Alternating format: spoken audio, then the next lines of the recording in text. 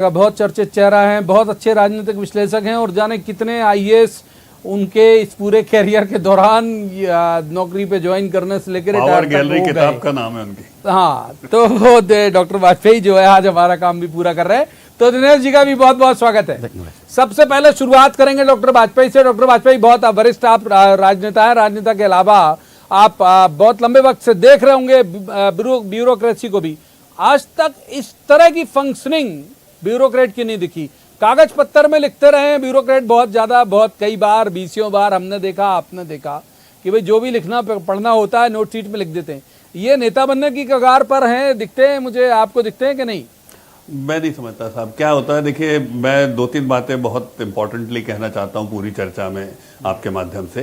पहली बात, Madhya Pradesh IAS cadre और आईएएस एसोसिएशन हो गई, या मध्य प्रदेश आईपीएस कैडर या आईपीएस एसोसिएशन, इनने राष्ट्रीय और अंतर्राष्ट्रीय स्तर पर काम करने वाले बहुत अच्छा प्रतिनिधित्व मध्य प्रदेश के लोगों से मिला है। दिनेश जी पूरी श्रृंखला इसकी गिना सकते हैं, चाहे वो आईपीएस ऑफिसर्स की हो चाहे आईएएस ऑफिसर्स की हो। तो इसको कैडर से जनरलाइज करके नहीं देखा जाना चाहिए। ये मैं बहुत नहीं कह रहा हूं, मैं अपनी तरफ से, मैं तो सामान्य जो चर्चाएं हो रही हैं, तो कई बार क्या होता है दर्शक सोच लेते हैं कि सारे आईएएस ऐसी चटकी फिल्म तो नहीं होते। तो मैं बताना चाहता हूँ कि साहब ये 1 2 4 5 बैच में 1 2 ऐसे निकल के आते हैं जो हम लोग इसको क्लिनिकल साइकोलॉजी में पैरानॉइड असेसमेंट के अंतर्गत रखते हैं।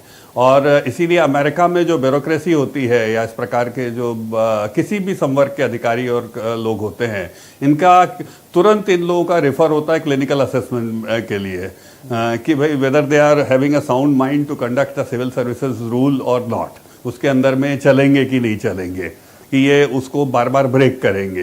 तो वो उसका असेसमेंट करते हैं। कई लोगों की प्रवृत्तियां होती हैं बागी हो जाने की बार बार, तो वो क्या है मौके ढूंढते हैं, कुछ अवसरों को ऐसा आउट ऑफ प्रपोर्शन ब्लो भी करते हैं। तो ये स्वभाव होता है। तो मैं इनको भी रीड कर रहा था, कुछ मेरे मित्र लोग हैं, मैंने उनको भी बोला था, मैं उनके नाम नहीं बताऊंगा, कंसल्टेंट्स हैं, तो उन्होंने बहुत क्लासिकल एग्जाम्पल इसको इस वे में बताया है कि ये इनका, चूंकि this is a behavioural fault, तो भाई, और इनका पूरा जो झगड़ा है अपने सीनियर ऑफिसर से ही है, आप देखेंगे अधिकांश मेजर हिस्सा।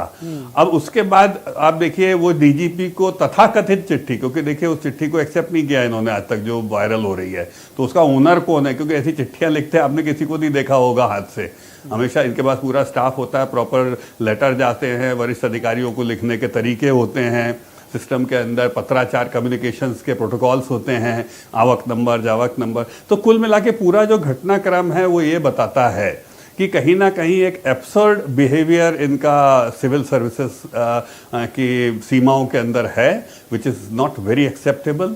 और जैसा तो मंत्री जी ने कहा है, किया जा रहा है इनको अब तक, मतलब क्यों बर्दाश्त कर रही सरकार? मैं बता रहा हूँ ना आपको, जैसे भारत छोड़ के और दूसरे देशों में यही होता है। हमारे यहाँ पर है कि they are very much protected, कि कोई थप्पड़ मार दे तो कोई दिक्कत नहीं है, कोई पैंट उतार के खड़ा है तो कोई दिक्कत नहीं है, फोटो वायरल हो रहे हैं उसके। मतलब आप लोग अपने 30 साल का कैरियर हम लगातार दिखाते हैं। हाँ, दिखाते रहे हैं। मतलब ये बड़े दुख का विषय है। मतलब मैं इसको कोई बहुत, इससे क्या होता है, देखिए देश, सर्विसेज सब बदनाम होते हैं। रहा सवाल आपका पॉलिटिकल यूज मिसयूज का, तो देखिए साहब विपक्ष का दल इसको क्यों नहीं इस्तेमाल करेगा? तो वो उसमें कोई आलोचना करे, उसमें भाई अवसर कौन दे रहा है? ये दे रहे हैं। तो मुझे ऐसा लगता है कि विपक्ष को मैं उतना दोषी नहीं मानता। अकेले में आप भूपेन्द्र जी से पूछेंगे तो वो भी हंस देंगे।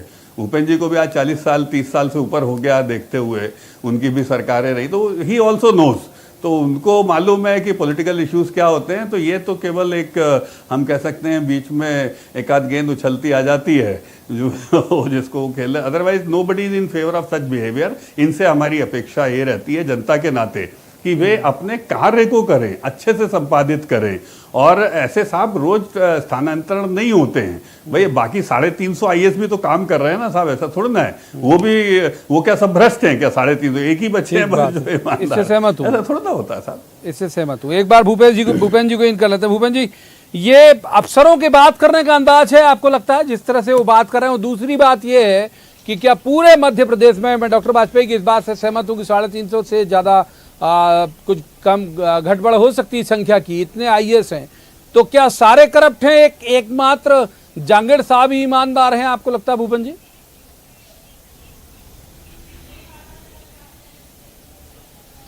देखिए, इस घटना के तीन पक्ष हैं।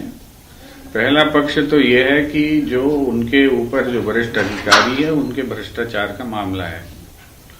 दूसरा पक्ष यह है कि उन्होंने कोई भी बातचीत जो अपनी रखी है वो कंडक्ट रूल के दायरे में है कि नहीं है।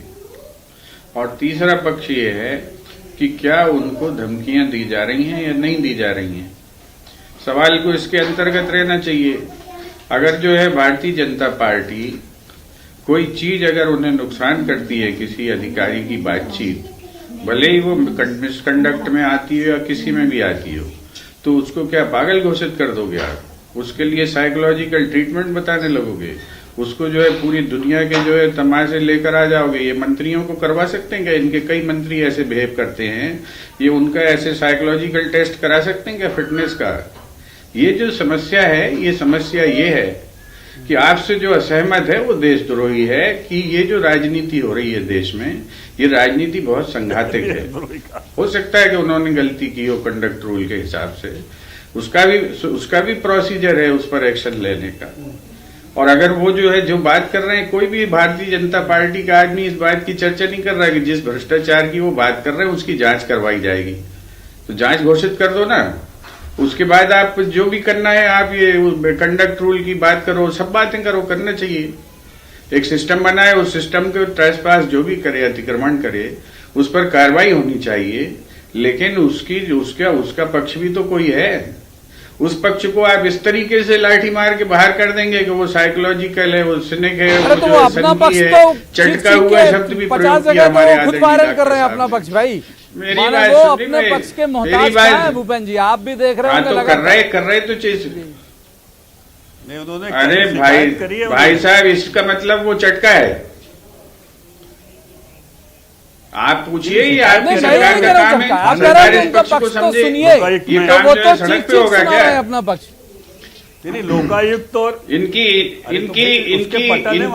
तो सरकार ने अभी तक इस पर क्या एक्ट किया ये बताए ना। अरे भाई, आपने जो है उनको उनके ऊपर क्या एक्शन लिया? मान लीजिए उनने मिसकंडक्ट